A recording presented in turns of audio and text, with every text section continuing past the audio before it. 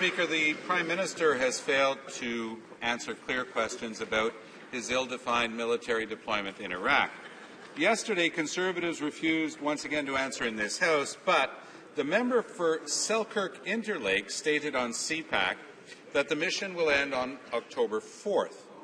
Will the Conservative government confirm that the 30-day Canadian commitment in Iraq will indeed end on October 4th? The Honourable Parliamentary Secretary to the Prime Minister. Well, Mr. Speaker, there's a great deal of confusion with respect to the NDP position on Israel. I wonder if the Leader of the Opposition could confirm for me whether Alex Anderson, who identifies himself as a fundraiser at the New Democratic Party, if he speaks for the NDP when he says, F the IDF and all who supports them, I'm sick and tired of the media BS trying to sell lies and hide a effing genocide. Does Alex Anderson speak for the NDP when he says these shameful things? The Honourable Leader of the Opposition. Well, I can understand the confusion. We are in the Middle East and we are under the eyes, but we're talking about Iraq.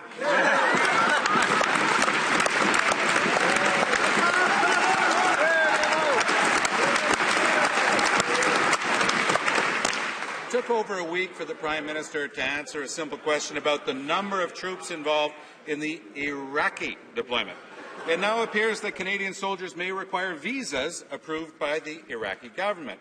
Since this military deployment is still ongoing, and since it's set to conclude in 12 days, precisely how many Canadian soldiers are on the ground in Iraq today? The Honourable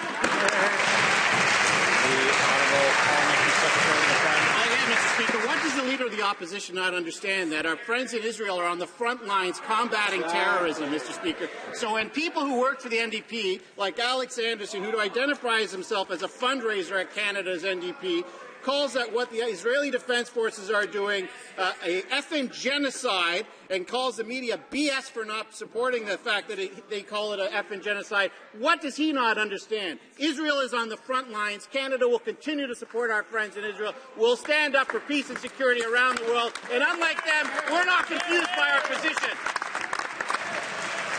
The Honourable Leader of the Opposition.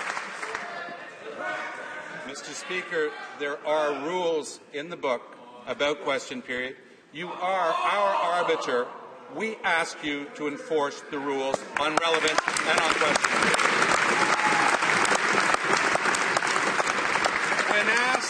When asked at Foreign Affairs Committee just a couple of weeks ago, the Minister said that a status of forces agreement with Iraq outlining operating rules for Canadian forces had not yet been completed.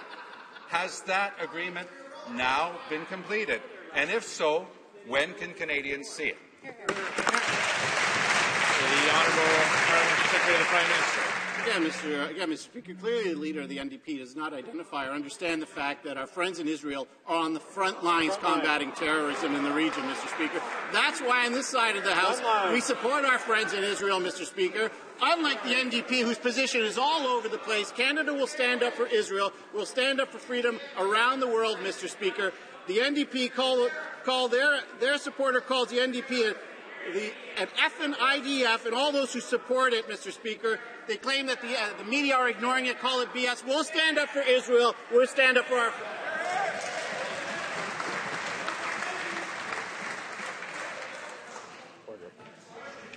The Honourable Leader of the Opposition. Well, Mr. Speaker, that does not speak very favourably about your neutrality in this House.